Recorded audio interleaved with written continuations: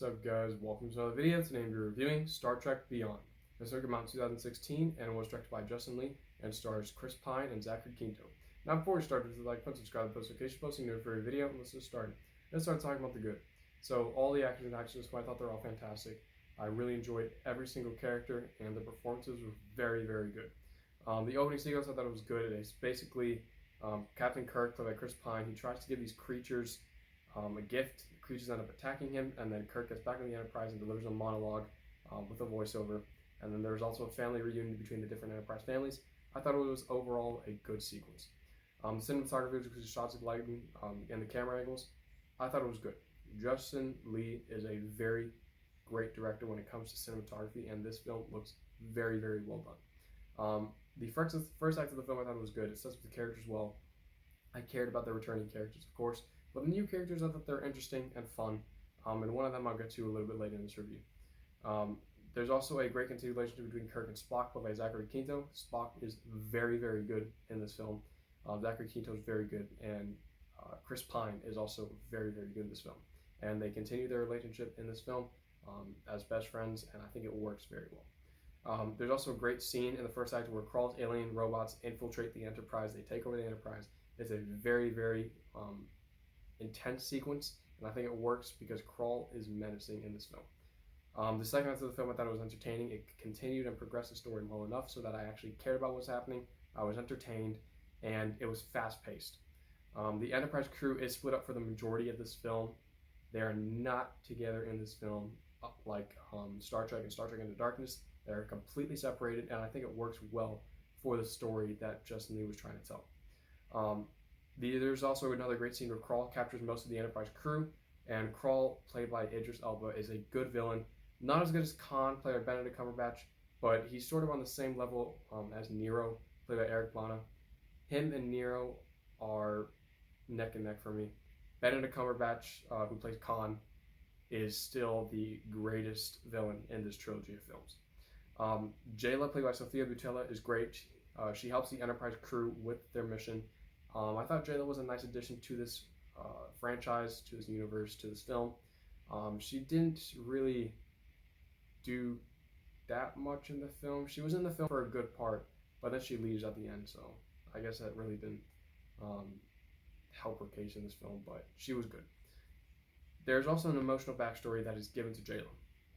Krall was the one who killed her entire family, just murdered them, and I thought it works because it gives Jaylah an emotional arc to her character, and we actually care about what happens to her character in this film, and I thought it worked very, very well. There's also a great scene where Kirk, Spock, Jaylah, Scotty, played by Simon Pegg, and the rest of the crew are discussing a plan to save the rest of the Enterprise crew that are all missing and taken from Krall, and I thought it worked very, very well because it's sort of like their planning sequence, and they're all very good in that sequence. There's also another great scene where the main Enterprise crew, Jaylah, they fight Krall and his men. All this while trying to save the remaining Enterprise crew. So two things are happening at once, and it's very fast-paced, and it works very well because you can actually see what's going on with the action. You understand what's going on where they're trying to save the Enterprise crew, but they also have to stop Krall. So it's sort of these two things that are forces that are going against each other because you don't know whether they're going to save their friends in time or they're going to defeat the villain before he ends up, destroying planets and all that. The third of the film I thought was very well done. It's basically the Enterprise crew trying to stop Krall and his men from using a planet-destroying weapon, which I enjoyed. I enjoy films like this, like Star Wars, all that stuff with some big high-tech weapon that a villain has. Sometimes they go a little bit too far, but I think this had the perfect amount of going beyond your belief, but also keeping it grounded in reality because this weapon is a planet-destroying weapon, but you can also relate it to Star Wars. There's also a great scene in the third act where Krall is revealed to be Captain Edison, who was the former captain of the Enterprise who was betrayed by the Federation. We've never seen Captain Edison ever in this entire trilogy of films, but he is mentioned in this film, and it's revealed to be Krall at the end of the film, and I thought it worked well enough. There's also a great scene where Kirk fights Krall. Krall is sucked into deep space, and then he dies.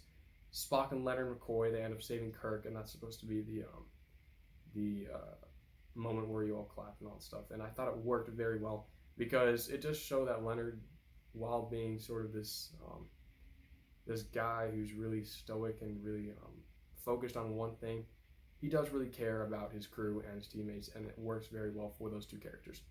Um, there are also many hilarious sequences in this film, mainly with McCoy.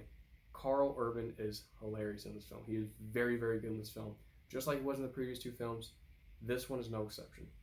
The score by Michael Giacchino is great.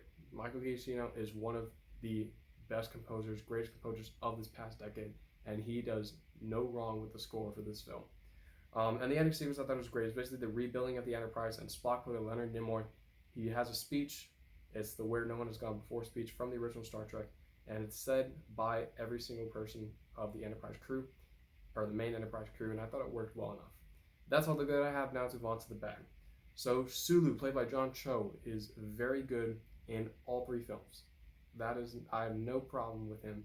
He is a very, very good actor. He's very good in these three films. He is revealed to be gay in this film. And it's in this film just to be in the film, because it's mentioned in one scene, and it doesn't progress the film or add anything to the plot. It does nothing whatsoever, and I'm just tired of it now. You know, it's just adding on something for no reason, not helping the plot. It's just there in the ending sequence for no reason. So that's all the bad that I have. I really enjoyed the rest of the film, but that sequence did just catch me off guard. That's about it. Star Trek Beyond is a fantastic sequel, and I highly recommend it. And I'm going to give Star Trek Beyond an A-. Thank you for watching. Don't forget to like and subscribe to the post notification posting for a video. I'm Peter. Thank you for watching.